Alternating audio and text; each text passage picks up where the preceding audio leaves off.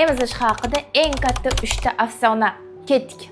Birinchi afsona. Ko'kragingiz yumshoq yoki kichkina bo'lsa, unda sut yokida kam yokida umuman yo'q. Yolg'on. Ko'kragning katta kichigiga sut miqdori umuman bog'liq emas. Bundan tashqari, ko'kragingiz doimiy ravishda yumshoq bo'lishi kerak.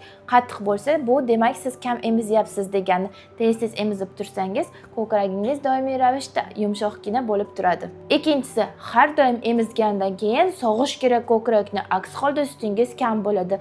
Bu ham yolg'on. Ko'krakdagi sut bolaning talabiga ko'ra ishlab chiqarilishi kerak. Shunda siz bolangizni qancha emizsangiz, shuncha sut ko'p bo'ladi. Agar me'yordan ortiq sog'aversangiz, unda bola uddala olmaganidan ko'kragingizda laktostaz yoki massiz bo'lib, doimiy ravishda qiynalib, og'riqlardan charchab yurasiz. Uchinchisi, emizish ham smesga o'xshab rejim bo'yicha bo'lishi kerak.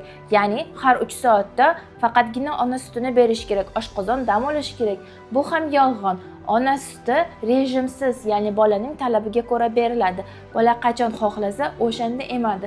Bundan tashqari barcha ehtiyojlarini qondirish uchun ona oldindan ham bilib emizishi shart. Smes har 3 soatda beriladi. Ona suti esa to'xtovsiz taklif qilinishi mumkin. Chunki u smesga nisbatan juda ham tez hazm bo'ladi va yengilgina bo'lib chiqib ketadi. Ona suti va emizish haqida ko'proq ma'lumotga ega bo'lmoqchimisiz? Unda sahifamga obuna bo'ling.